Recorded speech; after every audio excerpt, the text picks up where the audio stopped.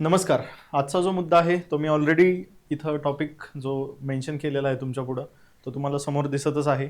आणि सोशोलॉजीच्या या सिरीजमध्ये पुन्हा एकदा आपलं सहर्ष स्वागत आहे आणि कॉंग्रॅच्युलेशन्स की तुम्ही कंटिन्युअसली लेक्चर्स करताय. कारण it feels a sense of aliveness, म्हणजे तुम्ही जिवंत आहात आणि लेक्चर करताय, ही फार महत्त्वाची गोष्ट आहे माझ्या बाबतीत. कारण एवढं सगळं करणं मला माहिती आहे हे टफ टास्क आहे. तर चला, वेळ न वाया घालवता आज आपण आपलं डिस्कशन इनिशिएट करूया आणि लगेच आपल्या ध्येयाकडे वाटचाल करूया. नंबर 1, सगळ्यात पहिल्यांदा आजचा टॉपिक काय आहे बघा. रेनेसन्स अँड सायन्स, म्हणजेच प्रबोधन काळ आणि विज्ञान, याच्यावर आज आपली पूर्णतः चर्चा राहणार आहे. तर बऱ्यापैकी आज मी एक थोडंसं इनिशिएटिव्ह असा घेतला की सुरुवातीलाच पहिल्यांदा काही गोष्टी आहेत त्या लिहून घेतलेल्या आहेत, जेणेकरून काय होईल की आपल्या लेक्चरमध्ये लाईव्हलीनेस म्हणजे जास्त जिवंतपणा येईल. आणि दुसरी गोष्ट काय की पटकन आपल्याला पुढे जाता येईल, कारण एवढा मोठा सिलेबस संपवणं आहे, इट्स अ बिग टास्क आणि ह्यूज चॅलेंज, खूप मोठं चॅलेंज आहे. सो सुरू करूया. चला, आता काय सांगितलंय बघा इथं, what do you mean by Renaissance, है ना. रेनेसन्स किंवा रेनेशा काहीही म्हणू शकता.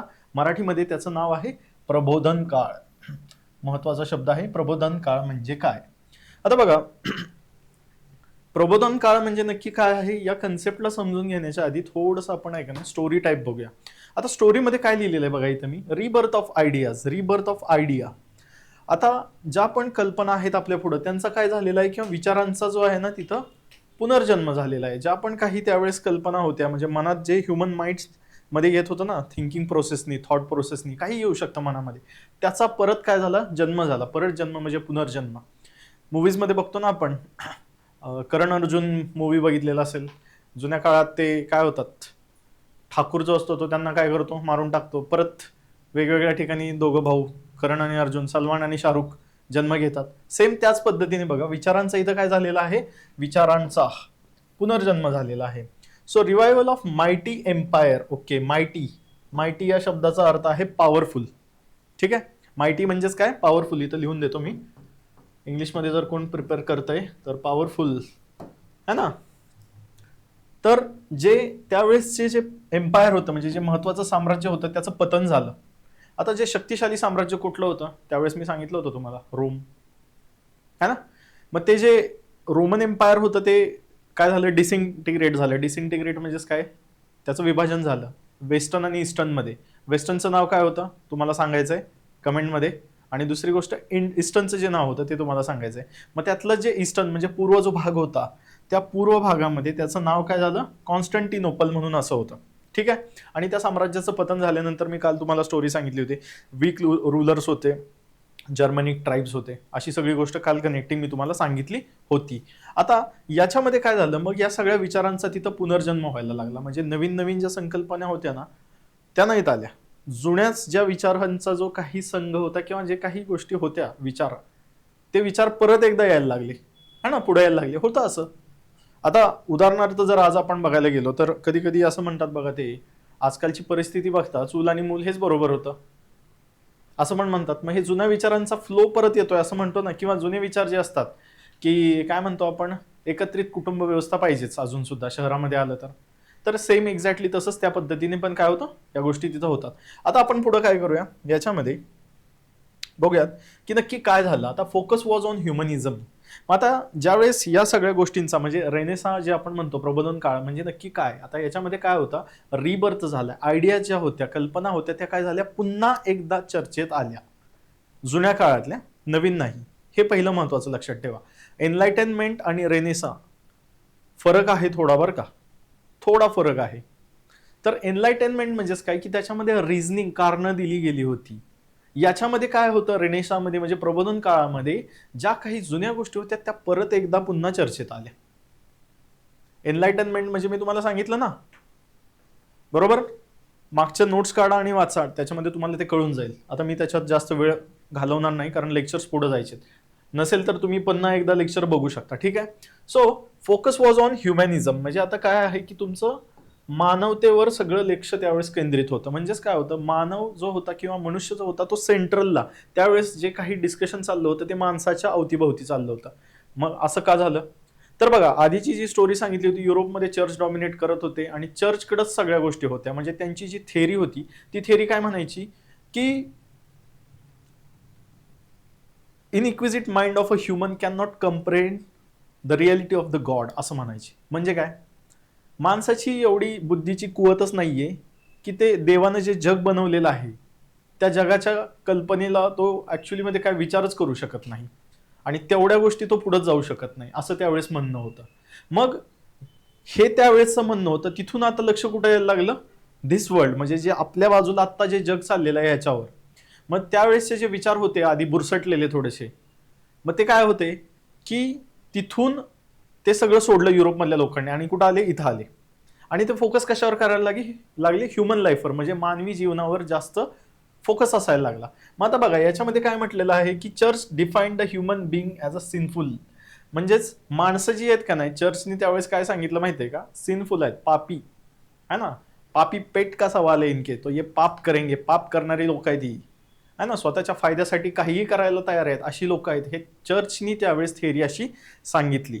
मग आता याच्या पुढे गेल्यानंतर काय म्हटले बघा की ह्युमन ग्लोरिफिकेशन त्यावेळेस सुरू झालं. आता ह्युमन ग्लोरिफिकेशन सुरू झालं म्हणजेच काय बघा की मानवाचा जो गौरव चालू केला, जय जयकार करायला चालू केला है ना, म्हणजे ह्युमन्सवर जास्त फोकस, गॉड आता बाजूला निघायला लागला. मागच्या याच्यात मी काय सांगितलं की जर्मनिक ट्राईब होते, जर्मनिक ट्राईब्स नंतर कोण आलं, तिथं अशांतता निर्माण झाली, पीस नव्हता, डिस्टॅबिलिटी होती, डिसऑर्डर होती आणि या सगळ्या गोष्टींमुळे काय झालं, तिथं एक्झॅक्टली तिथं वीक रूलर्स आलेले होते आणि अशांतता होती म्हटल्यावर सगळ्या गोष्टींमध्ये तिथं काय झाला, तहस नहस झाल्या, बरोबर.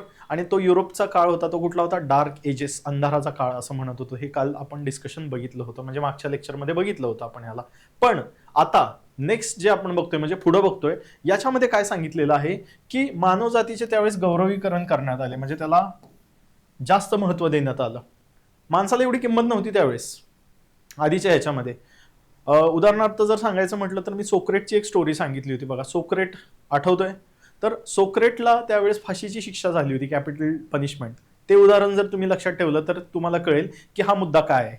म्हणजे सोक्रेट काय करत होता की तिथल्या लोकांमध्ये सांगत होता की बाबा जग जे आहे ना हे रॅशनली चालतंय आणि त्यांनी सांगितलं होतं की आपल्या माणसाला काय केलं पाहिजे, कारण देता आली पाहिजेत, गोष्टींचा विचार करता आला पाहिजे, हे त्यावेळेस सोक्रेटने सांगितलं. आणि हे सत्य बोलत होता म्हणून तर त्याला फाशीवर चढवायला निघाले होते ना, है ना.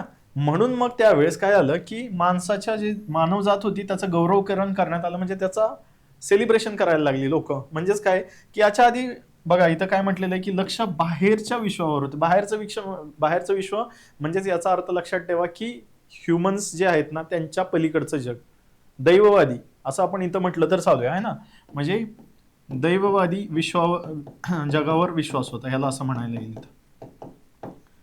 म्हणजे जे सगळ्या गोष्टी होत्या ना की होतं कुठं काय, सगळं जगातच होतं, सॉरी देवाकडेच होतं. जन्म पण त्याच्याच हातात आहे, मृत्यू पण त्याच्याच हातात आहे. दुसरी गोष्ट काय की जो काय होतंय ते सगळं देवाच्या करणीमुळे होतं है ना, देवाची करणी ह्याच्यामध्ये. आता पुढं बघा, पुढं earlier focus was on other world, human life celebrated आणि happiness, okay, it's happiness of humans wants and needs must be fulfilled. आणि याच्यामध्ये असं काय म्हटलं गेलं बघा इथं, ह्युमन्सच्या ज्या वॉन्ट्स होत्या म्हणजे मानवाच्या ज्या गरजा होत्या का नाही त्या काय झाल्या ऍक्च्युली मध्ये फुलफिल झाल्या पाहिजेत असं हे म्हणायला लागले. थोडंसं वर घेतलेलं आहे मी, म्हणजे जो थोडंसं तुम्हाला कळून पण जाईल. म्हणजेच काय, ह्युमन लाईफ आहे ना ते सेलिब्रेट केलं पाहिजे आणि त्याची जे हॅपीनेस ऑफ द ह्युमन म्हणजे माणसाचा जे आनंद आहे ना ते माणसाने आनंदाने सगळ्या गोष्टी साजरे केले पाहिजेत. आधी नव्हतं असं, जरा जरी थोडंसं साजरं करायला गेलं ना कुठल्या गोष्टी तर लगेच रिस्ट्रिक्शन्स यायचे. उदाहरणार्थ जर सांगायचं गेलं तर बघा जुन्या काळामध्ये जरा थोडंसं खिखी करून हसलं तर लगेच म्हणजे हे काय करतोय तू, असं कसं काय हसतोय, तुला अक्कल आहे का नाही, असं व्हायचं. तसं त्यावेळेस युरोपमध्ये होतं, पण ते का होतं, युरोपमध्ये असणाऱ्या चर्चच्या प्रभावामुळे. मग त्यावेळेस मानवाच्या गरजा भागवण्यात आल्या पाहिजेत, ज्या पण कुठल्या गरजा असतील. आता मूलभूत गरजा कुठल्या कुठल्या आहेत सांगा बरं, आहेत ना, अन्न वस्त्र निवारा, बरोबर ना, कुठल्या कुठल्या आहेत, अन्न वस्त्र निवारा, या गोष्टी ज्या होत्या त्या भागवण्यात आल्या पाहिजेत. हे त्या काळांमध्ये रेनेसा म्हणजेच प्रबोधन काळात सांगण्यात आलं. लक्षात आलं. चर्चने काय सांगितलं, माणसं पापी आहेत, पण त्या थिअरीला नाकारून काय सांगितलं, प्रबोधन काळामध्ये काय सांगितलं गेलं तिथल्या थिंकर्सनी, म्हणजे थिंकर्स त्यावेळेस काय सांगायला लागले की नाही, ह्युमन्स महत्वाचे आहेत, माणसं महत्वाची आहेत ना की देव जास्त, देवावर जास्त नका जाऊ, घसरू नका, इथं या प्रेझेंट वर्ल्डमध्ये या, है ना. सो रियालिटीमध्ये जगायला शिका असं त्यांनी सांगितलं की तुमच्या आजूबाजूला जे सत्य आहे ना ते बघा आणि त्याच्यानुसार चाला असं सांगायला लागले. मग हे त्यावेळेसचा महत्वाचा कॉन्टेक्स्ट होता, म्हणजे हा तुमचा त्यावेळेचा काय होता, पॉइंट होता. ओके,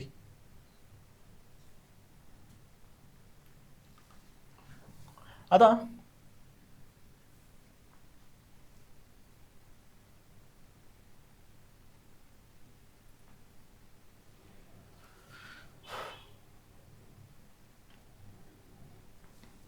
जस्ट 1 मिनिट, काय मिस तर होत नाही ना. ओके, मग याच्या पुढे काय झालं बघा, क्लासिकल रिवायवलिझम असं झालेलं आहे. इथं तुम्हाला दिसत असेल क्लासिकल रिवायवलिझम. आता क्लासिकल रिवायवलिझम म्हणजे काय, तर बघा शास्त्रीय पुनर्जीवनवाद असं म्हटलेलं आहे. आता शास्त्रीय पुनर्जीवनवाद म्हणजे काय, तर सगळ्यात पहिल्यांदा आपल्याला कधी पण कुठल्याही गोष्टी शिकायच्या असतील त्याचा काळ बघायचा. आता काळ मी लिहून दिलेला आहे ऑलरेडी, इथं लिहून दिलेला आहे. काय सांगितलंय, 13वे ते 16वे शतक, 13 to 16th सेंच्युरी इथं दिलेलं आहे बघा मराठीमध्ये पण, 13वे आणि 16वे शतकात. याच्यामध्ये तिथं काय झालेलं होतं, क्लासिकल रिवायवलिझम झालं, म्हणजे शास्त्रीय पुनर्जीवनवाद असं झाला. मग ते नक्की काय होतं ते बघूया आपण. तर बघा याच्यामध्ये सगळ्यात पहिला जो मुद्दा आहे तो आहे कला, आर्ट, पेंटिंग. ह्या ज्या पेंटिंग्स होत्या ना ह्या सगळ्या सेक्युलर होत्या. सेक्युलर म्हणजेच काय, धर्मनिरपेक्ष होत्या. आता धर्मनिरपेक्ष पेंटिंग्स असतात का, आहेत, असतात. बघा काही काही चित्रकार असतात ना त्यांना धर्माचे चित्र काढायला आवडतं, जसं गीता, बायबल, पुराणातली चित्र असतात ना ते काढतात. विष्णू, भगवान विष्णू जे आहेत ना आपले, त्यांची चित्र काढतात. पण इथं तसं नाही झालं. इथं आता सेक्युलर पेंटिंग, धर्मनिरपेक्ष. आता धर्मनिरपेक्ष म्हणजे काय, माझं इंडियन सेक्युलरिझमचं युट्यूबला लेक्चर पडलेलं आहे, बघून घ्या, कन्सेप्ट क्लिअर होऊन जाईल, है ना. सेक्युलरिझम म्हणजेच काय, धर्माचं तिथं महत्व कमी होणे. तुम्ही जर ते बघितलं तर तुम्हाला अजून आयडिया येऊन जाईल की मी काय सांगतोय तिथं. आणि त्या कला आणि चित्रकलेमध्ये काय झालं, तर बघा सगळ्यात महत्वाची गोष्ट की धर्मनिरपेक्ष अशी चित्र बनायला लागली. मग उदाहरणार्थ काय, तर बघा मोनालिसा, लिओनार्डो द विन्सी म्हणून नावाचं जे चित्र काढलं होतं ना, तिला भुवया नव्हत्या, है ना, ते चित्र काढलं होतं बघा. ते चित्र त्यावेळेस होतं. मग आधीची जर आपण चित्र बघायला गेली तर त्या चित्रांमध्ये काय असायचं माहितीये का, की जीसस क्राइस्ट दाखवलेले आहेत, ख्रिश्चन धर्माचे तिथले धर्मगुरू दाखवलेले आहेत, किंवा रिलिजियस लाईफ दाखवलेली आहे. म्हणजेच काय की जे त्यावेळेस असलेलं धार्मिक वातावरण तिथं, लोक पूजापाठ करतायत किंवा प्रेयर्स करतायत गॉडच्या पुढं, है ना, ऍक्सेप्ट माय सिन, असं त्यावेळेसचं चित्रांचं त्यावेळेसचं नेचर होतं. मग ती बदलून आता काय झाली, प्रबोधन काळामध्ये सेक्युलर पेंटिंग्स यायला लागली. आता सेक्युलर पेंटिंग्स म्हणजे धर्मनिरपेक्ष म्हणजे काय, की त्याच्यामध्ये धर्माचं कुठलाही अस्तित्व किंवा कुठलाही रंग नव्हता. मोनालिसाचं जर तुम्ही चित्र बघितलं तर मोनालिसाचं चित्र कसं आहे बघा ना, ती अशी एका ठिकाणी अशी उभा राहिलेली आहे आणि तिचं जे चित्र आहे, तिच्या भुवया सगळ्या काढलेल्या आहेत, असं चित्र आहे. मग लिओनार्दो द विन्सी यांनी काढलेलं होतं. हे कलेमध्ये त्यावेळेस बदल झाले. दुसरी गोष्ट सगळ्यात महत्वाचं, आता जे स्थापत्य कला आहे याच्यामध्ये, तर आर्ट आणि आर्किटेक्चर जे आहे, या आर्किटेक्चरमध्ये नक्की काय झालं बघा. आता हे जे स्थापत्य कला आहेत ना किंवा स्कल्पचर्स जे असतात आपले, है ना, याच्यामध्ये काय झालं, स्थापत्य कला म्हणजेच आर्किटेक्चर आणि स्कल्पचर. स्कल्पचर म्हणजे काय, की आपण एखाद्या दगड मातीपासून बनवतो ना एखादी गोष्ट, आर्ट अँड कल्चरमध्ये, है ना. स्कल्पचर जे तयार करतो आपण, मूर्त्या तयार करतो. उदाहरण जर द्यायचं म्हटलं याचं स्कल्पचरचं, तर तुम्हाला मस्तपैकी मोहिंजोदडोमध्ये ते फुटलेला बाबा आहे का नाही बघा, ते दाढी आहे, त्याला अशी शाल आहे आणि एका बाजून त्याचा हात तुटलेला आहे. इतिहासाच्या पुस्तकात आपण चित्र बघितलेली असतील, है ना. सो त्याला आपण स्कल्पचर म्हणतो. तेच ते स्कल्पचर होते. तर डेव्हिड आणि मायकलॉंगो हे दोन थिंकर होते ना, यांनी काय केलं, God depicted in a human form. God depicted in a human form म्हणजेच काय, देव जो आहे ना तो मानवी स्वरूपामध्ये दाखवायला सुरुवात केली. ऍक्च्युली आधीच्या थिअरीमध्ये काय होतं बघा, की जग जे आहे काय आहे, त्या विश्वांमध्ये आहे, दैववादी ह्याच्यावर जग चालतंय असं सांगत होते.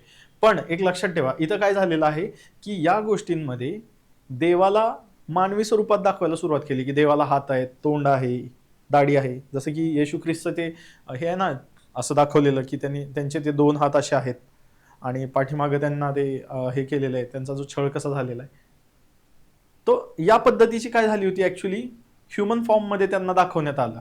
ऍक्च्युली देव ही जी नावाची कन्सेप्ट होती ही फार जुनी आहे, पण लोक आता काय करायला लागली याच्यामध्ये सगळ्यात, की मानवाच्या बरोबर जशी आहेत ना चेहरा पट्टी वगैरे, तसंच देवाचं स्वरूप आहे असं चित्र काढायला लागली. मग हा त्यावेळेसचा काय झाला तिथं बदल झाला.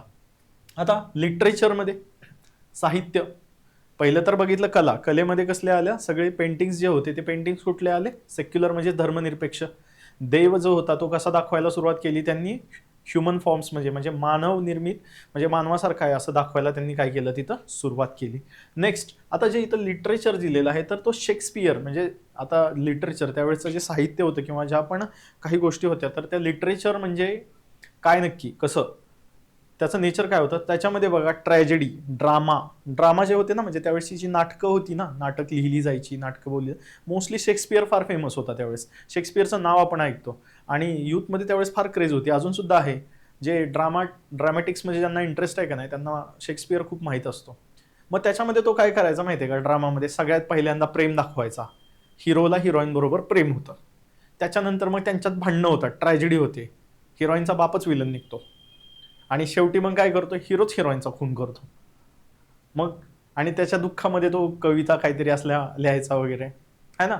तर मी एक त्या संदर्भात एक नाटक असं बघितलं होतं, म्हणजे स्किट होतं आणि त्याच्यामध्ये जे अझीम फनकार असं म्हणतात, जॉन इलियाक, त्यांचा एक शेर तिथं असा हे आहे की हिरो जो असतो तो दुःखाच्या ह्याच्यात एकदम बुडलेला असतो, त्याला फार दुःख झालेलं असतं आणि तो काय म्हणत असतो कि तुम जब आओगी तो मुझे खोया हुआ पाओगी, कि जब तुम जब आओगी तो मुझे खोया हुआ पाओगी, है ना, कि मेरे कमरों में किताबों के सिवा अलावा कुछ भी नहीं, है ना, मेरे तन्हाइयों में गम से ज्यादा कुछ भी नहीं, है ना, मेरे कमरे को सजाने की तमन्ना है तुम्हें, लेकिन मेरे किताबों में मेरे घर में और कमरों में किताबों के सिवा और कुछ नाही. म्हणजे थोडक्यात काय की त्याच्यामध्ये तो काय दाखवतो की स्वतःचं हे म्हणायचं दुःख दाखवतोय, है ना. आणि दरवेळेस ते तुम्ही शेक्सपियरचे ड्रामा बघा, शेक्सपियरच्या ड्रामामध्ये हिरोईन शेवटी मेलेलीच असते,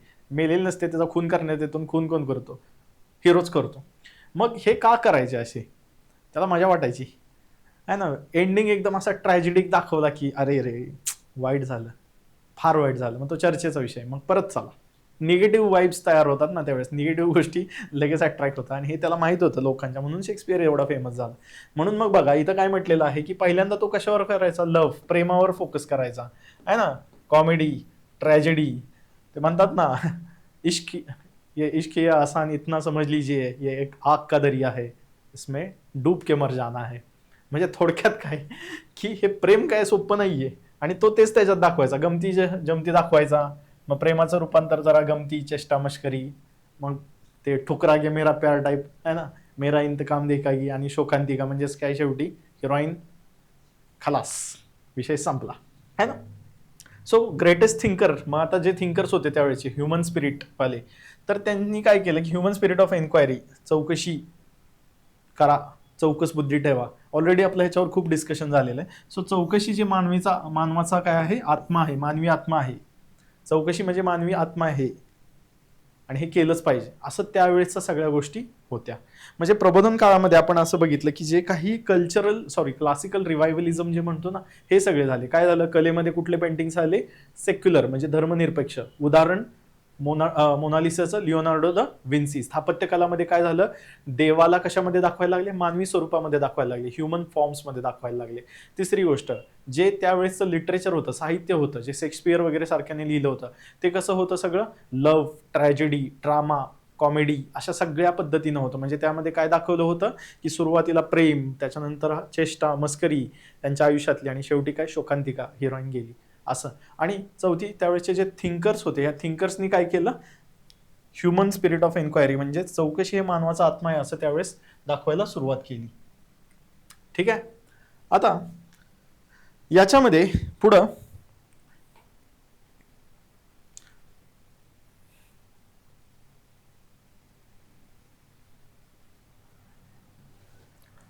फॅक्टर्स दॅट वर रिस्पॉन्सिबल फॉर द रेनेसा. आता हा जो प्रबोधन काळ आला ना युरोपमध्ये, ह्याच्या मागे फॅक्टर्स काय होते, तर मी तुम्हाला बघा त्याच्यामध्ये ते एनलाइटनमेंटमध्ये स्टोरी सांगितली, तिथून पुढे आलो.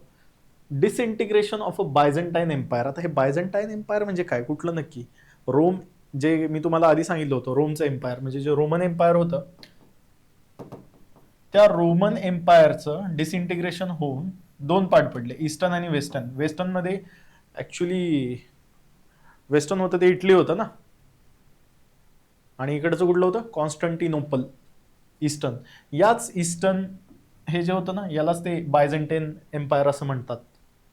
साधारण 13व्या ते 16व्या शतकात हे सगळे एम्पायर्स होते. आणि हे कुठं होतं बघा, साधारण जर सांगायचं गेलं, विनाईस, फ्लोरेन्स, हे जे होतं ना या सिटीजमध्ये होतं. आता ह्या सिटीज कुठं आहेत, त्या सिटीज कुठं आहेत, तर जर तुम्हाला बघायचं असेल, तुम्ही भूमध्य समुद्र बघितला, इथं मी दिलेला आहे बघा, भूमध्य समुद्र जर व्यवस्थित काढून बघितला, त्या भूमध्य समुद्रामध्ये इथं इटली आहे बघा, आहे ना. बाकीचे सगळे देश आहेत, इकडं साऊथ आफ्रिकापासून देश आहेत, इकडं फ्रान्स, सॉरी माझ्या माहितीनं पोर्तुगीज आहे ना, पोर्तुगाल आहे, स्पेन आहे इकडं. मग हे जे होतं ना इकडचा भाग, इथं होतं ते बायझंटाईन एम्पायर सगळंच होतं म्हणा इथं. आणि हे डिसइंटिग्रेशन झालं ऍक्च्युली, हे डिसइंटिग्रेशन झालं इटली, आणि ते जे भाग पडला इकडं कॉन्स्टंटिनोपल, टर्की इकडचं म्हणतो ना आपण, हे सर हे काय झालं परत ते सुद्धा डिसइंटिग्रेशन व्हायला लागलं. मग असं का असतं तुम्हाला माहिती आहे ना, ऍक्च्युली एका राजाचं राज्य, तुम्ही म्हणाल की सर आतापर्यंत असं तर आम्ही कधी बघितलेलं नाहीये, एका राजाचं राज्य टिकलंय, त्याचं ते चालतच राहिले आणि अजून पण नाही. सत्ता बदलतात आणि सत्तेत बदल होतो, 100% होतो. पॉवरमध्ये कधीच पॉवर एकाच्या हातात कधीच राहत नाही. आपण बघणार आहे ते थेरीज ऑफ पॉवर, म्हणजे ज्या पण आपण सत्ता मिळवण्यासाठी ज्या पण काही संकल्पना आणि थेरी आहे ना, त्याच्यामध्ये बघणार आहे की का सत्तेमध्ये बदल होतो, सोशोलॉजिकल ओरिजिनमध्ये. ठीक आहे.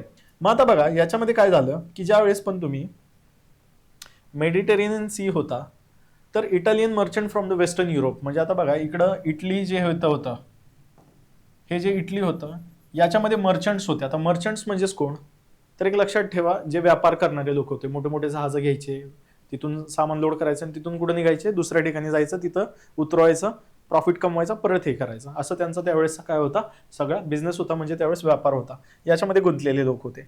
मग ते काय करायचे, वेस्टर्न युरोपमधले हे कुणाशी कॉन्टॅक्टमध्ये आले, इकडच्या आहेत यांच्या लोकांशी आले. आणि हे टर्कीच्या पुढे गेलं ना, तर बघा इकडे पुढं सौदी अरेबिया वगैरे आहे. मॅप उघडा तुम्ही, जो तुमच्याकडे नकाशा आहे ना त्याच्यामध्ये उघडा, आणि जगाचा नकाशा उघडून त्याच्यामध्ये काय करा की ते हे कुठं आहे, भूमध्य समुद्र कुठं आहे आणि त्याच्या बाजूला कुठले कुठले देश आहेत जरा थोडंसं बघा. तुम्हाला तिथं टर्की म्हणतात, जुनं नाव आता तुर्की आहे म्हणून झालेलं आहे. इराण, इराक वगैरे, त्या खालच्या अरब countries, Saudi Arabia, gulf country म्हणतो ना आपण, ओमान, येमेन, ह्या ज्या कंट्रीज आहेत ना तिथल्या, त्या कंट्रीज पासून काय व्हायला लागला, ट्रेड व्हायला लागला. आता ट्रेड तिथून का व्हायला लागला, ह्याच्या पाठीमागे कारण असं होतं, आता हा समजा जर आपण इथं काय पकडूया, भूमध्य समुद्र पकडूया, इथं होतं ते सौदी अरेबिया वगैरे असं, आणि या सौदी अरेबियाच्या खाली इकडं जर तुम्ही गेला तर या साईडने इकडं हे गल्फ ऑफ ओमान वगैरे इकडं सगळं खाली, इकडं कोण होतं, इंडिया होता खाली या साईडला, असा भारत होता इकडं खाली. मग भारतापासून समुद्रमार्गे अशी इकडे जायला लागले ना ह्या अरब कंट्रीजला, वास्को दी गामा आला होता मी सांगितलं. मग काय झालं, इथून हे सगळ्या गोष्टी कुठे यायला लागल्या, इथं यायला लागल्या अरेबियामधून नॉलेज कुठे गेलं, परत इकडं भूमध्य समुद्रातून. मग याच्या पाठीमागे कारण काय होतं, ओपनिंग ऑफ सी रूट्स, म्हणजे जे समुद्राने झालेले मार्ग जे होते ना ओपन झाले होते. त्यावेळेस ऍक्च्युली मध्ये एक म्हण अशी होती की समुद्रानं ट्रॅव्हलिंग करणं किंवा समुद्राने तुम्ही काय करणं, प्रवास करणं, म्हणजे तुम्ही धर्म पाठवला असं म्हणायला जायचं. 1857चा जे उठाव होता ना त्याच्या पाठीमागचं एक महत्वाचं प्रामुख्यानं कारण हे पण होतं बघा, है ना. सो आपण काय करूया, याच्यामध्ये बघूया की जे मर्चंट्स होते, या मर्चंट्सकडे काय आले, गुड्स आले. आता ऑलरेडी जर समजा आपण एखाद्या ठिकाणाहून दुसऱ्या ठिकाणी जातो, आपण चर्चा करतोच ना गोष्टींची. काय चर्चा करतो, अरे हा आमच्याकडे असं आहे, नॉलेज असं आहे, तुमच्याकडे काय आहे, हमारे इधर ऐसा है, आपके उधर क्या आहे, असं चालतं बघा नवीन ठिकाणी गेल्यानंतर. मग सेम तसंच झालं, सेम ते झालं. आणि काय झालं बघा इथं, transformed knowledge from east to west, म्हणजे हा जो ईस्ट होता, पूर्व भाग होता, इकडून नॉलेज कुठे गेलं, या साईडला गेलं, वेस्टर्न साईडला गेलं. आणि ते होणारच आहे, नॉलेज कधी ना कधी कुठून ना कुठून कसंही जाऊन ते काय होतं, डिसिपेट होतं म्हणजे याचा अर्थ काय आहे, इथून इकडे जाणारच आहे ना. आजकाल तर व्हॉट्सअप आलेलं आहे ना, इतक्या वेगाने जातं व्हॉट्सअप, युनिव्हर्सिटीचं नॉलेज पटपट निघून जातं. बट त्यावेळेस थोडासा वेळ लागला. मग हे इकडून नॉलेज डिसेमिनेट व्हायला लागलं, आणि ज्याला मराठीमध्ये आपण बघा इथं लिहिलेलं आहे, पश्चिम युरोपामधील जे व्यापारी होते यांच्याकडे ज्ञान हे पूर्वेकडून पश्चिमेकडे गेले. आता मग त्यांनी काय केलं, आता इथं जे इटली वगैरे, इथून जर थोडंसं वर गेलं तर इकडं मोठे मोठे देश आहेत. कुठले कुठले आहेत, जर्मनी आहे, फ्रान्स आहे, युक्रेन आहे, त्याच्यानंतर वर गेल्यानंतर बरेच आहेत. या वरच्या देशांच्या लोकांच्याकडे काय करायला लागले, नॉलेज द्यायला लागले. मग आपल्याकडचं जे नॉलेज होतं त्यांच्याकडे गेलं, डिफ्युजन झालं. त्याला आपण कल्चरल डिफ्युजन म्हणतो किंवा नॉलेज डिफ्युजन म्हणतो. म्हणजेच काय, आपल्याकडचं नॉलेज अरब कंट्रीजकडे गेलं, अरब कंट्रीजकडून परत वेस्टर्न युरोपकडे गेलं आणि वेस्टर्न युरोपकडून कुठं अख्ख्या युरोपमध्ये वर गेलं. म्हणजे अशी ती लिंक आहे तिथून. लक्षात येते? अशी ती पूर्ण एकापासून जाणारी ती काय आहे, लिंक आहे. मग या सगळ्यामध्ये गेल्यानंतर मग याचा परिणाम काय पडला, तर बघा त्यावेळेस दिशादर्शकाचा शोध लागला होता. दिशादर्शक माहिती आहे ना, ते कंपास म्हणतो आपण. समुद्रामध्ये उभा राहिल्यानंतर आपण असं बघतो त्याच्याकडं, नॉर्थ कुठं आहे, ईस्ट कुठं आहे, वेस्ट कुठं आहे, साऊथ कुठं आहे, पूर्व पश्चिम दक्षिण उत्तर दाखवणारं जे यंत्र आहे दिशादर्शक म्हणतो आपण त्याला. होका यंत्र पण बहुतेक माझ्या माहितीनं त्याला म्हणतात. मे बी मी चुकीचा असू शकतो, मराठीमध्ये थोडं आजकाल हे झाली. त्याची उत्पत्ती झाली. आणि सिल्क रूट. ओके, आता सिल्क रूटचा सगळ्यात महत्त्वाचा ओरिजिन झाला. याला आजकाल आजच्या भाषेमध्ये बेल्ट अँड रोड इनिशिएटिव्ह चायनाने घेतलेला आहे म्हणतो. तो सिल्क रूट कुठून कसा जातो, चला दाखवतो.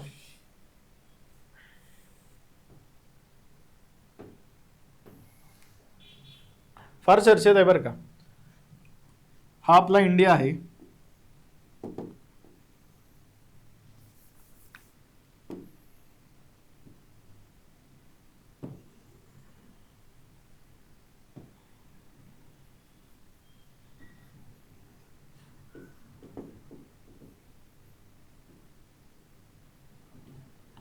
ओके, हा जो आपला भारत आहे, इकडून चायना आहे ना, तो चायनाच्या इकडून असा इकडून निघाला होता. आता मी इथं थोडंसं हे शब्द आहेत म्हणून जरा इग्नोर करा, किंवा मग थांबा जरा व्यवस्थितच देतो. काय आपल्याला घाई गडबड पण नाही आहे कुठं, आणि हे असं एकदम हे पण नको. जरा थोडंसं इकडंच काढतो, मागाच्यासारखं नाही काढत, आपला साधा सोपा मॅप काढतो है ना. सिल्क रूट जो होता तो या पद्धतीने जात होता. हा सिल्क रूट होता.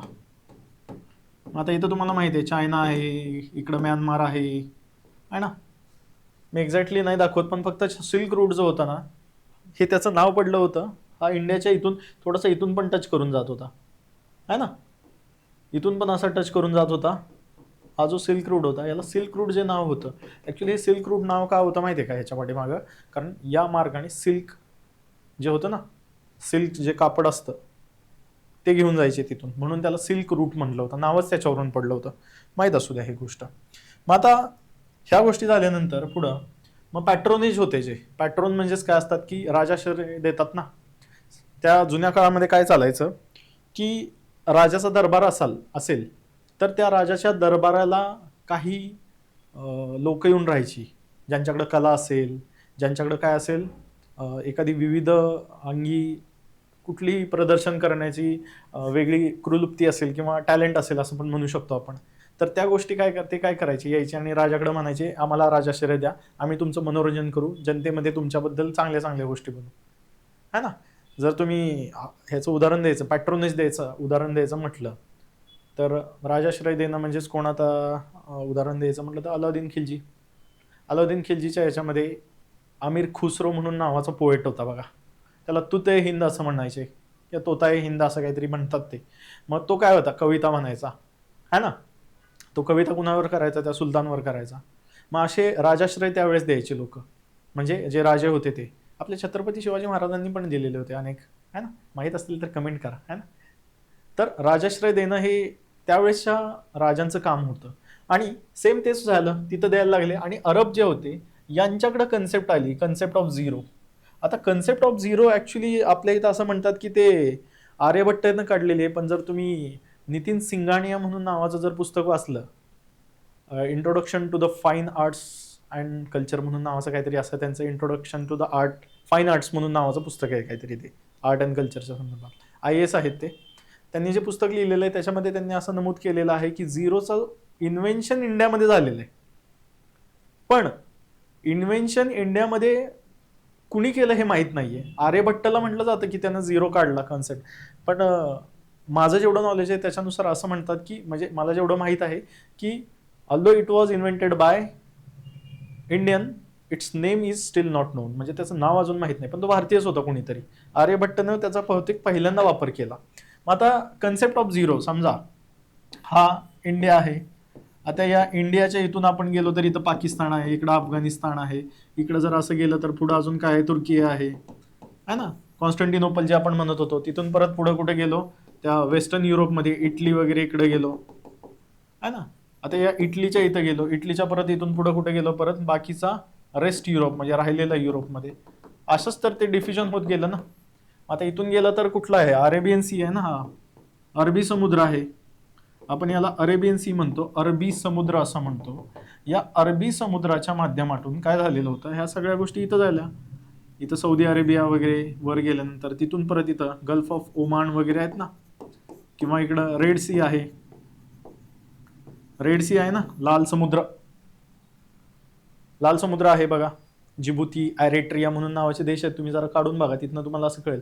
तिथून मग इटलीच्या इथं ते सगळं गेलं, इथं पण हा भूमध्य समुद्रात होता, इथून ते बाकीच्या युरोपमध्ये गेलं. म्हणजे नॉलेज या पद्धतीने असं डिफ्युजन होत गेलं. ठीक आहे. सो या पद्धतीने इथं आपण हा फ्लो चार्ट बघू शकतो.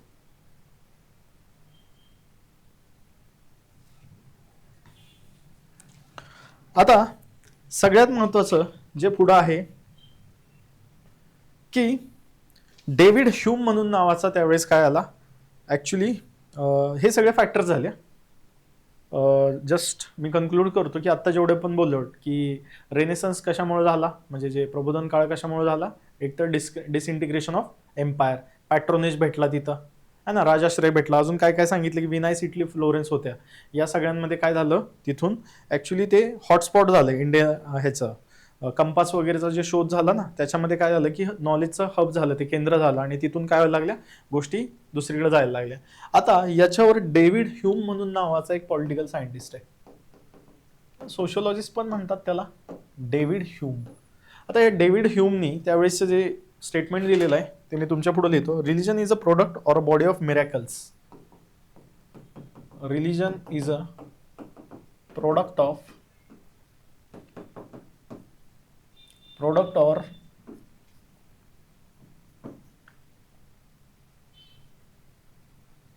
Body of miracles. मिरॅकल्स म्हणजे काय, चमत्कार. मिरॅकल म्हणतो ना अक्षय कुमार ते पिक्चर मध्ये, तसं त्या पद्धतीने. सो डेव्हिड ह्यूम यांनी काय सांगितलं की धर्म जो आहे, धर्म हा चमत्कारांचा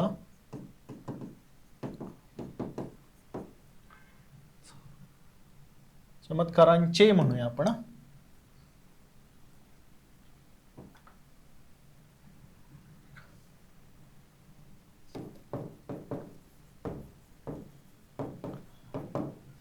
ओके. रिलिजन हा एक, it is a product of काय सांगितलेलं आहे, मिरॅकल्स, चमत्कार होतात आणि त्यामुळे तो रिलिजन बनलेला आहे. आता कसं है ना, मग याच्यावर त्यांनी देताना काय सांगितलं की core essential element of religion याला असं म्हणतात. ठीक आहे, हा कोर इसेन्शियल एलिमेंट ऑफ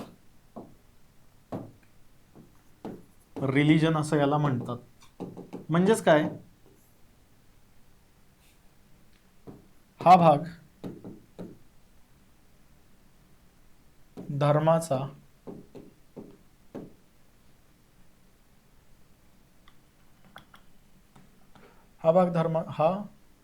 धर्माचा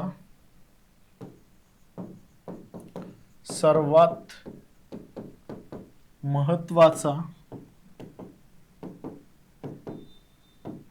भाग आहे. हा धर्माचा सर्वात काय आहे, महत्वाचा भाग आहे.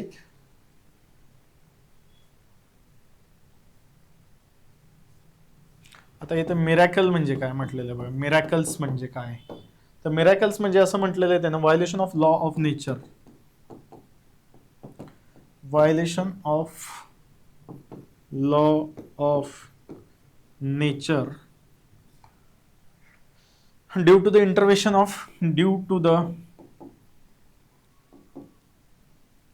Intervention of supernatural things. चमत्कार म्हणजे काय, बाबा चमत्कार, झपाटलेला पिक्चर बघितलं ते तात्या विंचूचा, बाबा चमत्कार है ना. तुझा आत्मा माझ्यात, माझा आत्मा तुझ्या बाहेर, सॉरी, माझा आत्मा तुझ्यात, तुझा आत्मा बाहेर, ओम भट स्वाहा. तात्या विंचू बघितलेला आहे ना तो. सो निसर्गाच्या नियमांचे उल्लंघन हे एका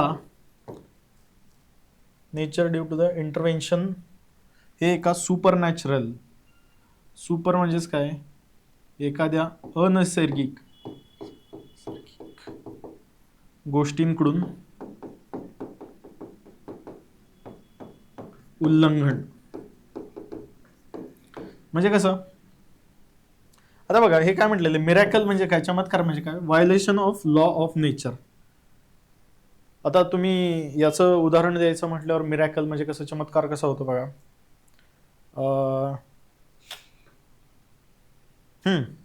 एक स्टोरी सांगतो याच्यामध्ये, मग तुम्हाला ह्या गोष्टी क्लिअर होतील. तर बघा याच्यामध्ये काय झालं होतं की तानसेन म्हणून नावाचा एक गायक होता, आणि तो ज्या राजाच्या दरबारी होता, त्याचं नाव तुम्हाला माहीत पाहिजे, आता मी ते सांगणार नाहीये, तुम्ही स्टडी केलेला पाहिजे याचा. तर तो ज्या राजाच्या दरबारी होता तिथं लोक जळायचे, त्याला ते फार त्याच्यावर जेलिसी असायची, कारण त्याचा आवाज फार सुंदर होता आणि राजाला ते खूप आवडायचा आणि तो फार किंमत द्यायचा. ज्यावेळेस तानसेन एखादा राग किंवा एखादं गाणं म्हणून दाखवायचा, त्याच्यावर राजा बक्षिसांचा वर्षाव करायचा आणि बाकीच्यांना काहीच देत नव्हता. मग हे बघून जळायचे लोक त्याच्यावर. आता जळायचे म्हटल्यावर मग काय करायला सुरुवात केली माहिती आहे का लोकांनी, एकदा त्यांना असं कळलं की एक शास्त्रीय संगीतामध्ये राग म्हणून नावाची गोष्ट असते. तो राग म्हणजे काय, ते ॲक्च्युली मध्ये गायन करणे, आणि जसे की उदाहरणं त्याची अहिर भैरव वगैरे अशा है ना. तर तो जो राग होता ना, त्याच्यामध्ये काय होतं की तो जर राग कंटिन्युअस गायला एखाद्या माणसाने, तर प्रचंड दाह किंवा उष्णता ही माणसाच्या शरीरामध्ये काय होते, तयार होते. आणि तयार झाल्यानंतर काय होतं बघा तिथं, की तो माणूस काय होतो, आगीने होरपळू लागतो. म्हणजे त्याच्यात उष्णता इतकी तयार होते की तो स्वतः पेट घेतो. अशी त्यावेळेची एक हे आहे, आख्यायिका आहे, किंवा आपण असं म्हणूया की इट इज अ काय म्हणतात, रूमर म्हणण्यापेक्षा किंवा अनेक्डोट म्हटलं तरी चालेल त्याला. आणि मग काय ठरवलं की त्यांनी सगळ्यांनी रिक्वेस्ट काय केली राजाला, की हे राजन, कृष्ण आपलं काय म्हणायचं, सिंगरचं नावच विसरलो मी, त्या सिंगरला तानसेनला काय म्हटले की तानसेनकडून आम्हाला गाणं ऐकायची इच्छा आहे, आणि तो राग म्हणून दाखव की ज्याच्यामुळे काय होतं की सगळीकडं वातावरण असं तयार होतं. मग तानसेनला नंतर कळलं की हा राग जर मी कंटिन्यू म्हटलो तर काय होईल, प्रॉब्लेम असा होईल की माझ्या अंगात इतकी उष्णता निर्माण होणार आहे आणि इतका दाह निर्माण होणार आहे किंवा एवढी हीट निर्माण होणार आहे की मी जगेन का मरेन हे मला माहीत नाही. मग तो घरी गेला. घरी गेल्यानंतर रात्री चिंतेत होता, झोपच येत नव्हती. मग झोपेत होता त्यावेळेस त्यांनी मुलगा उठला त्याचा आणि म्हटलं की बाबा काय झालेलं आहे, म्हणजे है ना. वडिलांना विचारलं त्यांनी, काय झाले नक्की, तुम्ही एवढं काळजीत काय. तो म्हटलं, त्यांनी त्यावेळेस सांगितलं दरबारात की अशी लोक आहेत दरबारामध्ये की ज्यांना माझं बघवत नाहीये चांगलं, आणि आता मला बघवत नाहीये, मग काय करायचं. त्यांनी मला हा राग म्हणायला सांगितलेला आहे, याचं गायन करायला सांगितलेलं आहे, आणि हा जर राग मी उद्या गायला 1.5-2 तास तर काय होणार आहे, याच्यामध्ये माझ्या अंगात एवढी उष्णता होणार आहे की मी परत जळून खाक होणार आहे. मला मरणाची भीती नाहीये, मला भीती यायची आहे की मी गेल्यानंतर तुमचं काय, तुझ्या आईचं आणि तुझं काय, हे महत्वाचं मला असं वाटतंय. मग त्यावेळेस तो म्हटला की ठीक आहे, तुम्ही काळजी करू नका, याच्यावर मी उपाय शोधतो, तुम्ही उद्या राग म्हणायला जावा. ठरल्याप्रमाणे दुसऱ्या दिवशी काय झालं की राग म्हणण्यासाठी सगळे आतुर झाले, सगळी मंडळी अशी दरबारात बसली. स्वतः राजा आला, राजा बसला तिथं. राजा बसल्यानंतर मग तानसेन आला आणि तानसेन बसून त्यांनी राग गायन करायला सुरुवात केली. आता राग गायन ज्यावेळेस त्यांनी करायला सुरुवात केली त्यावेळेस काय झालं की अचानकपणे प्रचंड उष्णता निर्माण झाली, सगळे लोक घामाघूम झाले, आणि जे त्याचे शुभचिंतक किंवा हितचिंतक असं म्हणूया त्यांना इथं, ते खुश झाले. त्यांना आता वाटलं काय की ॲक्च्युलीमध्ये आता तानसेनचं संपलं, कारण मी ऑलरेडी तुम्हाला कारण सांगितलेलं आहे. मग आता संपलं म्हटल्यावर मग करायचं काय. तर बघा अचानकपणे त्याच्याच नंतर 5 मिनिटानंतर काळे काळे ढग असे काय झाले, जमा झाले, आणि अचानक पाऊस पडायला लागला, आणि तानसेनच्या शरीराला जी आग सुरू होणार होती लागणारी ती विझली गेली, आणि तिथंच हा सगळा प्रोग्राम म्हणजे ही सगळी गोष्ट काय झाली, थांबली. मग हे झाल्यानंतर अचानकपणे एवढं सगळं वातावरण तापलेलं किंवा गरम झालेलं हे सगळं बघून राजा चिंतेत पडला, हे कसं काय झालं. तर तानसेनने त्यावेळेस सांगितलं की महाराज, माझ्या हितचिंतकांना हे वाटत नव्हतं की मी तुमच्या राजदरबारी सेवेला उपस्थित राहावं, आणि अशा लोकांनी हे कटकारस्थान केलं होतं की हा राग म्हटल्यानंतर माझ्या शरीरात जी उष्णता होती याच्यामुळे माझा मृत्यू होणार होता, आणि हा मृत्यू जो झाला असता तर याचा जो ब्लेम किंवा आपण जो म्हणतो ना आरोप, हा कुणावरही आला नसता, याला कारणीभूत मीच ठरलो असतो, पण ही गोष्ट तुम्हाला माहीत नव्हती. मग त्यावेळेस राजा म्हणाला की तू ही गोष्ट मला आधी का नाही सांगितली. तर तो म्हटला की तुम्ही राजा आहात आणि मी प्रजा आहे, तुम्ही सांगितलेल्या आदेशाचं पालन करणं मरेपर्यंत हे माझं कर्तव्य आहे, आणि ते मी केलं. मग त्यांनी सांगितलं, मग नंतर म्हटलं की मग ठीक आहे, मग हा मध्ये पाऊस कसा काय पडला. तर पाऊस कशामुळे पडला, ॲक्च्युली मध्ये जो त्याचा मुलगा होता तोही संगीतामध्ये निष्णात होता, तेवढा तो काय होता, उत्तम गायक होता. मग त्याला असा राग म्हणायला सांगितला होता की ज्याच्यामुळे पाऊस पडतो, है ना. मग तो जो पाऊस पडला त्यामुळे काय झालं की तानसेनच्या अंगावर पाणी पडल्यामुळं ती आग जी होती तिथं काय झाली, पूर्णपणे नष्ट झाली किंवा विझून गेली. मग या सगळ्या गोष्टीतून असं असतं की आता तुम्ही म्हणाल की हे असं कसं काय, सुपर नॅचरल आहे का, राग गाणं म्हटलं की पाऊस पडतो का. So these are called as the supernatural, म्हणजे अनैसर्गिक गोष्टी आहेत, मनाला पटणाऱ्या नाही आहेत, पण चमत्कार यालाच म्हणतात, है ना. चमत्कार म्हणजेच काय की निसर्गाच्या नियमांचं उल्लंघन झालेलं आहे. आता निसर्गाचा नियम काय म्हणतो, पाऊस कधी पडतो, है ना, सूर्याच्या उष्णतेने गरम पाण्याची काय होते, वाफ होते, ती वाफ जाते वर, वर गेल्यानंतर त्याचा होता ढग, ढगाला लागला गारवारा की पडलं पाऊस, मग आपण गाणं म्हणतो ये रे ये रे पावसा. अशी ती आपली काय आहे चौथीमध्ये इयत्ता आपण शिकलेली विज्ञानाच्या पुस्तकामध्ये भाषा होती किंवा ही व्याख्या होती की पाऊस कसा पडतो, आपण असं डिफाईन करतो. हे साध्या सोप्या भाषेत मी सांगितलं की हाऊ रेनफॉल अकर्स, रेनफॉल कसा पडतो म्हणजे पाऊस कसा पडतो हे सांगितलं होतं मी. पण इथं निसर्गाच्या नियमांचं उल्लंघन काय झालेलं आहे की राग म्हणजे संगीताद्वारे पाऊस पडण्याचा प्रयत्न झालेला आहे, कुठेतरी असं अनैसर्गिक वाटतं ना. So this is called as the miracle, आणि याच्यामुळेच धर्म निर्माण होतो असं हे कुणाचं म्हणणं आहे, डेव्हिड ह्यूम. अशा गोष्टींमुळे धर्माचं निर्माण स्कोप मिळतो ना, तिथं वाव मिळतो की जिथं एखादी गोष्ट चमत्काराने घडून आली ना, लगेच लोक म्हणतात देवाची करणे, देवाची करणे असं. सो आय होप हा पॉईंट तुम्हाला इथं क्लिअर झाला असेल. सो डेव्हिड ह्यूम बद्दल झाल्यानंतर सगळ्यात महत्त्वाचा पुढचा जो आहे तो आहे बघा रेने देकार्ट. पुढचा जो आहे तो आहे रेने देकार्ट. स्पेलिंग थोडंसं वेगळं आहे, रेने दे कार्ट, एस सायलेंट आहे, याला असं म्हणतो आपण रेने दे कार्ट. आता रेने दे कार्ट जो होता तो कोण होता बघा, तर हा पण एक पॉलिटिकल सायंटिस्टच होता किंवा त्यावेळेसचा एक थोर विचारवंत, किंवा ज्याला आपण असं पण म्हणू शकतो की ज्यानं त्यावेळेसच्या थेअरीज दिल्या, त्यावेळेसची जी तत्व होती ती सांगितली. त्याने काय सांगितलं की मेडिटेशनमध्ये म्हणजे ज्यावेळेस तुम्ही पण ध्यान करता त्यावेळेस त्याने असं सांगितलं की I think therefore I am, but इथं I think therefore I M,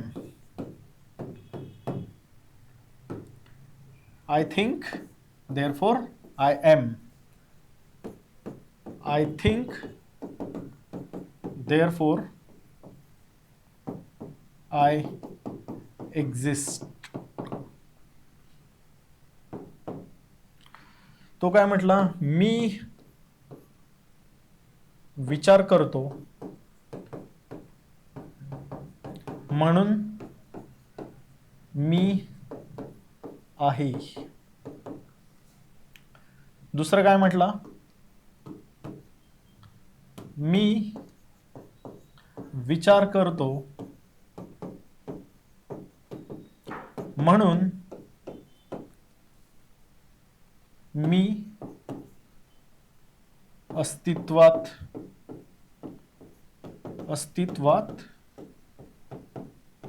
आहे. आता बघा याच्यामध्ये काय म्हटलंय, रेने द कार्ट जो आहे तो मेडिटेशन म्हणजेच काय, आपण ध्यान धारणा करतो ना, याच्यामध्ये त्याची थेअरी काय सांगतो, in his theory of meditation, ध्यान धारणा जो आपण करतो, ध्यान करतो है ना, मुद्रेमध्ये जातो आणि डोळे बंद करून चिंतन करत असतो, त्यावेळेस तो काय म्हणतो की मी विचार करतोय, मी काय करतोय, विचार करतोय म्हणून मी आज आहे. आणि परत तो काय म्हणतो की मी विचार करतोय म्हणून माझं अस्तित्व आहे. म्हणजेच इंग्लिशमध्ये जर सांगायचं म्हटलं, I think therefore I am. आणि दुसरी गोष्ट काय सांगितली, I think therefore I exist. अशा त्यांनी 2 थेअरी सांगितल्या, पाठ करायच्यात गोष्टी. हा बरोबरच आहे ना, विचार करतो म्हणून तर माणूसच असतो ना. बिना विचाराचं कुठे गेला असता, मेंटल झालं असतं डोकं, त्याचं काय झालं असतं. आणि मी विचार करतो म्हणून मी अस्तित्वात आहे असं त्याने त्यावेळेस सांगितलं. आणि all your belief should be tested with rigorous analysis. आणि हे जे आहेत ना, all beliefs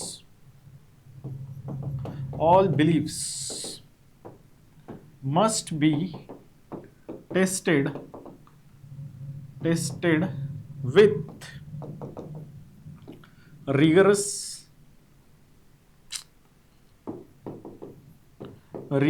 analysis. So rigorous analysis म्हणजेच काय, हे जे सगळे काय दिलेले तुमचे जेवढे पण विचार आहेत ना, हे सगळे हे सर्व विचार आपण याचे परीक्षण केले पाहिजे, ॲनालिसिस केलं पाहिजे, कठोर याचे परीक्षण केलं पाहिजे. परीक्षण कसं पाहिजे, कठोर परीक्षण केलं पाहिजे. म्हणजे सगळ्या बाजूने याला चेक केलं पाहिजे की हे खरं असं आहे का. हे रेने देकार्त त्यांनी त्यावेळेस काय सांगितलं, रेनेशन्स पिरियडमध्ये सांगितलं. पुढं आता कोपर्निकस म्हणून जो होता पुढचा, बाय द वे तुम्हाला असं वाटू शकतं की सर अचानकच फार जास्त होत आहे, नका जाऊ याच्या पाठीमागं.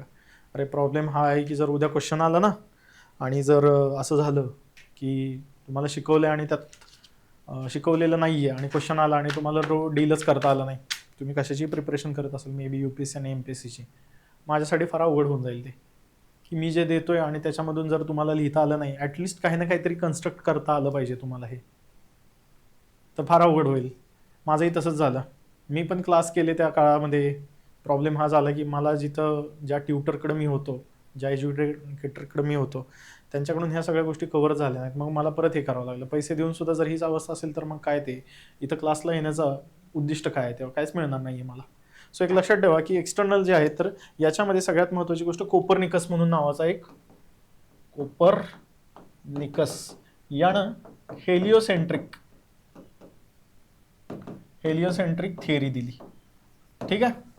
आता हेलिओसेंट्रिक थिअरी जी दिलेली आहे त्याच्यामध्ये काय म्हणतो की हेलिओसेंट्रिक म्हणजेच काय, लक्षात ठेवा.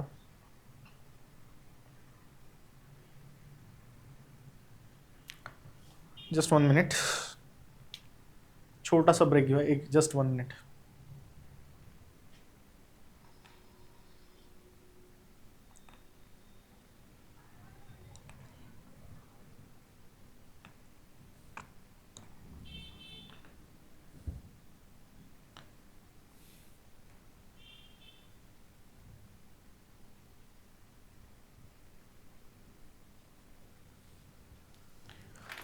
ओके.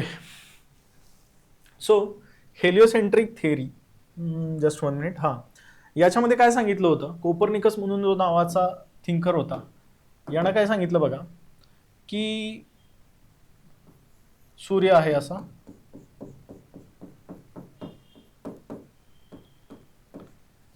आणि या सूर्याभोवती ग्रह फिरतायत.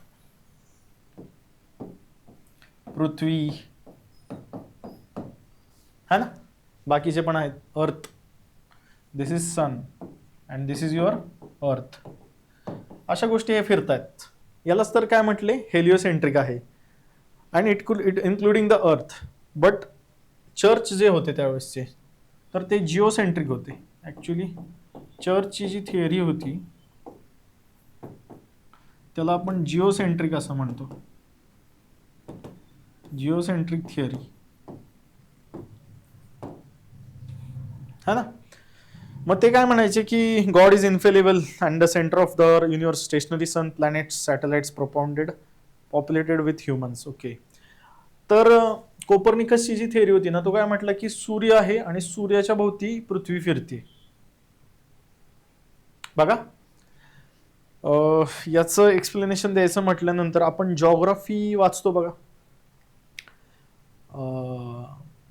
पृथ्वीची उत्पत्ती कशी झाली जॉग्राफीमध्ये ते आहे ना, James Jean tidal hypothesis, cigar shaped, Moulton and Chamberlin, त्यांनी ज्या थिअरी दिल्या होत्या वेगवेगळ्या, तेजोमय सिद्धांत, ताऱ्यांचा सिद्धांत वगैरे अशा कल्पना आहेत बघा, ते राज्यसेवेला तुम्ही पण वाचलेल्या असतील. त्या थिअरीजमध्ये असं वाचल्यानंतर पुढे येतं की सूर्य आहे एका ठिकाणी फिक्स आहे, पृथ्वी आहे अशी बाजूनी फिरते, पश्चिमेकडून अशी पूर्वेकडे अशी. ठीक आहे, ही थिअरी त्यावेळेसची होती. ही थिअरी कोणी दिली? कोपर्निकस म्हणून नावाचा जो माणूस आहे तुमच्या पुढं. आता कोपर्निकसला मी असं दाखवतो, ठीक आहे, हा तुमचा कोपर्निकस आहे, ह्याने सांगितलं. आता चित्र दाखवणं शक्य नाही मला, दरवेळेस ते खेळ करत बसणं किंवा त्यांचे चित्र दाखवणं, it will be just a stupid game for me. म्हणजे कशासाठी बिनकामाचं हे करायचं, चेहरा बघून घ्या तुम्ही जरा. पण त्यांनी जी थिअरी दिली होती त्याच्यामध्ये असं सांगितलं की ती हेलिओसेंट्रिक थिअरी होती. हेलिओसेंट्रिक म्हणजे सूर्य आणि त्याच्या भोवती बाकी सगळे ग्रह फिरणार. ठीक आहे. मग त्यावेळेसचे जे चर्च होते ते चर्चची थिअरी काय होती की नाही, सगळं जे आयुष्य आहे ते जिओसेंट्रिक थिअरीच्या विरुद्ध ह्याच्या आहे. जिओसेंट्रिक म्हणजेच काय की एक लक्षात ठेवा, याच्यामध्ये काय सांगितलं की ह्युमन्स आहेत तिथं, माणसं आहेत, आणि या माणसांच्या बरोबर काय आहे तिथं, चर्च आहे, आणि everything is dominated by God असं म्हटलेलं आहे त्यांना. ठीक आहे. Human God is infallible, God is infallible म्हणजे सगळं देवाभोवती फिरते या पृथ्वीमध्ये, अशी थिअरी सांगितली. अजून जर ह्याच्यामध्ये व्यवस्थित लिहायचं दिलं गेलं तर earth is a centre of a universe. ठीक आहे.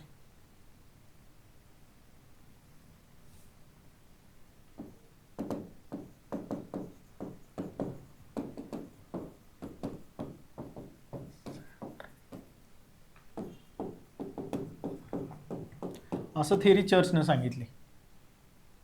म्हणजे काय, पृथ्वीच केंद्र आहे आणि बाकी सगळं त्याच्या भोवती फिरतंय, पृथ्वीला मध्यस्थानी धरलं त्यांनी. पण तुम्हाला तर माहिती आहे ना, सूर्याच्या भोवती सगळं फिरतंय. सो ह्या ज्या थिअरीज होत्या त्यावेळेस कुणी दिल्या, कोपर्निकसनी. कुठली थिअरी दिली?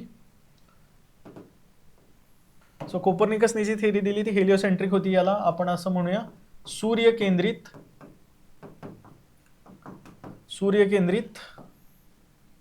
थिअरी, सूर्यकेंद्रित तत्व. हे कोणी दिलं? कोपर्निकस याने दिलं.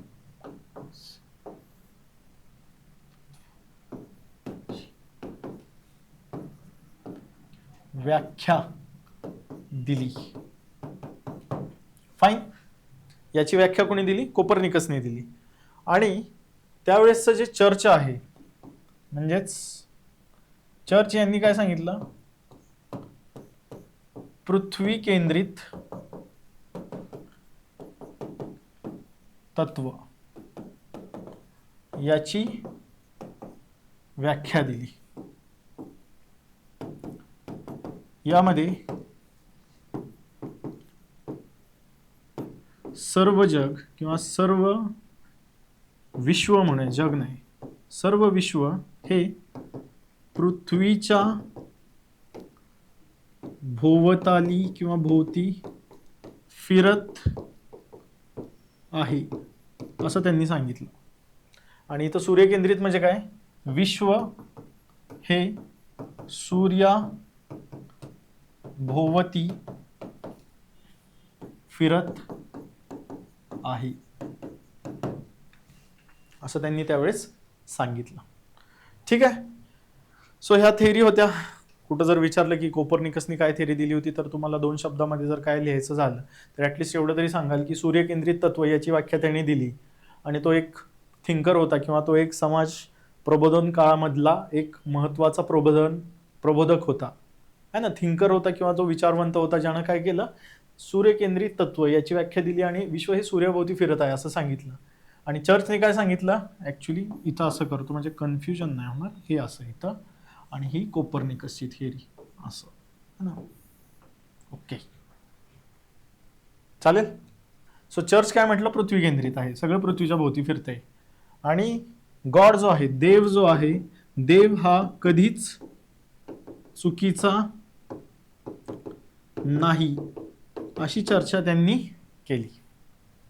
So these were the things that were discussed by the Copernicus, and contrary to it, the church dominated the idea so called as the geocentric theories, which were refuted by the Copernicus, so called as the theories as such like the heliocentric. That's it. So you should know this fact by heart, है ना, and rot right और just mug up दिस facts, म्हणजेच याला तुम्ही काय करा, पाठांतर करा. बायलिंग्वल ठेवलेलं आहे. सो इथपर्यंत आपण आलेलो आहे. त्याच्यानंतर पुढं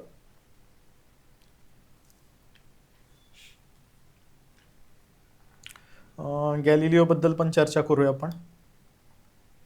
Galileo Galileo Galileo Galileo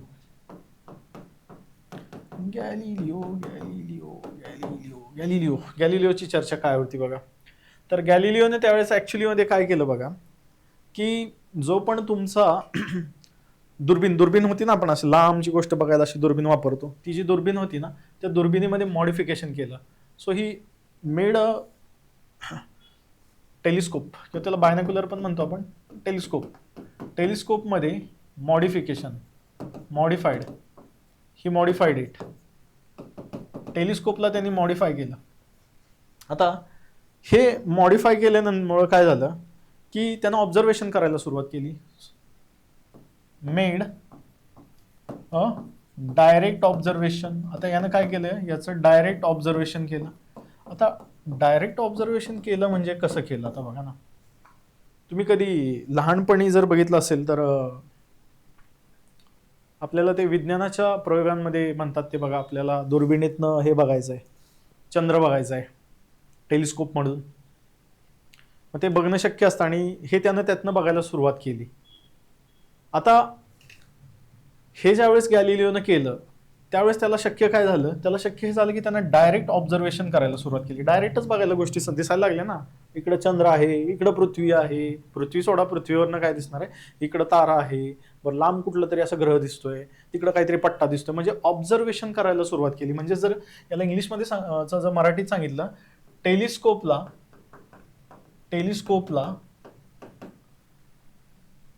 modification म्हणजेच टेलिस्कोप मध्ये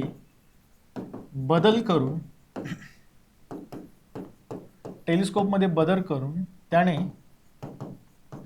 जगाचे प्रत्यक्ष निरीक्षण करण्यास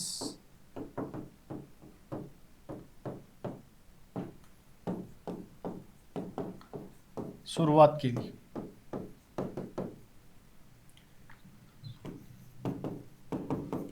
म्हणजे अजून कशाबद्दल बोलतोय आपण, हे फॅक्ट कशाबद्दल बोलतोय, सगळे रेनेसान्स बद्दलच बोलतोय.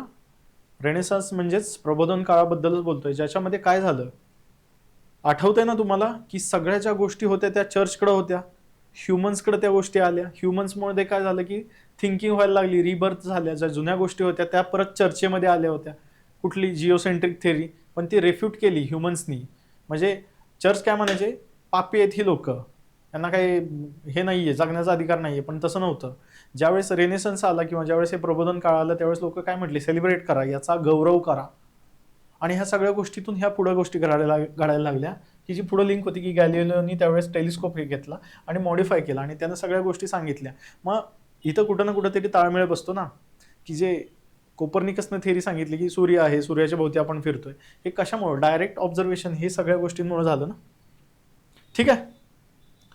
सो मग याच्यासाठी आहे का नाही, त्याला हाऊस अरेस्ट पण केली गेली होती बरं का. हाऊस अरेस्ट, नजर कैदेत ठेवला गेला होता. हाऊस अरेस्ट म्हणजे यासाठी नजर कैदेत ठेवण्यात आलं होतं. नजर कैदेत ठेवण्यात आले. ठीक आहे. पुढं आता न्यूटन्स जो होता त्यानं रिलिजियस रायटिंगला काय केलं, संपवलं. मग आता डायरेक्ट ऑब्झर्वेशन यायला लागलं बघा. आता डायरेक्ट ऑब्झर्वेशन जे आहे ते कसं यायला लागलं, जस्ट 1 मिनिट, मला एकदा चेक करू द्या की याच्या पुढे अजून आपल्याला काय आहे का.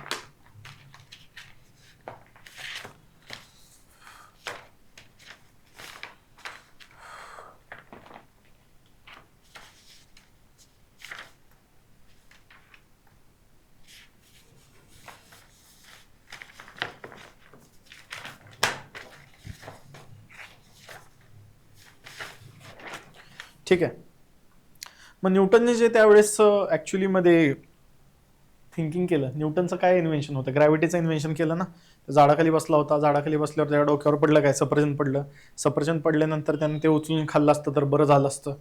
ग्रॅव्हिटीचा शोध लागला नसता. ते जे मोठे मोठे लॉज लावलेले आहेत ना त्यांनी, F=Gm1 × M2 divided by R², असे काहीतरी आपण ते गणितं होती बघा 10वी मध्ये अशी, ज्यांना आपलं डोकं खाल्लं होतं. Force is directly proportional to the product of the masses and inversely proportional to what? Square of the distance between them, provided that G is the universal constant and the value of G is equal to what? 6.07 into 10 to the power -19 newton metre per square, काहीतरी असं त्याचं आहे ना ते. जीची value वगैरे सगळं आपण बघतो. ह्या थेरीज कुणी दिल्या? ॲक्च्युली न्यूटननं दिल्या पुढं. मग न्यूटननं काय केलं की सायंटिफिझम प्रमोट केला. सायंटिफिझम म्हणजेच काय, किंवा सायंटिफिक गोष्टी तिथं प्रमोट करायला सुरुवात केली. म्हणजे कशा? आता उदाहरणार्थ बोलायचं गेलं तर ते सफरचंद होतं ते खाली पडलं असं, आणि सफरचंद ज्यावेळेस ते खाली पडलं त्यावेळेस मला एवढं सांगा, समजा जर ते काय म्हणायचं खाली पडलंय आणि त्यानं तो विचारच केला नसता की नाही बाबा मला हे सफरचंद खाली का पडलेलं आहे, ह्याच्यावर तो म्हटलं वर का नाही गेलं, हे जर त्यानं विचार केला नसता तर काय झालं असतं? आत्ता हे सगळ्या गोष्टी आल्या नसत्या. म्हणजे त्यानं ऑब्झर्वेशन केलं बरं का. म्हणजे ह्या गोष्टी सगळ्या प्रत्यक्ष ऑब्झर्वेशन व्हायला सुरुवात झाल्या तिथं. आणि या सुरुवात ज्यावेळेस व्हायला झाल्या त्यावेळेस काय झालं की हळूहळू गोष्टी तिथं युरोपमध्ये बदलायला लागल्या, आणि यालाच आपण प्रबोधनाचा काळ असं म्हणतो. म्हणजेच थोडक्यात असं काय सांगायला येईल आपल्याला की आत्तापर्यंत जेवढ्या गोष्टी आपण बघितल्या की प्रबोधनाचा काळ, रेनेसन्स आणि सायन्स असा जर कुठं प्रश्न आला की प्रबोधन काळ आणि सायन्स याच्यामध्ये कुठल्या कुठल्या गोष्टी झाल्या, तर हा सगळा इतिवृत्तांत लिहून काढायचा आहे तुम्हाला. असं असं झालं, याच्यामध्ये कोपर्निकस, गॅलिलिओ, बाकी सगळ्या गोष्टी. That's it. क्वेश्चन आला, मी ॲन्सर रेडी करून दिलेला आहे. मग तुम्ही असं पॉईंट वाईज ॲन्सर लिहिलं तर चालेल का? चालेल ना, काही प्रॉब्लेम नाही.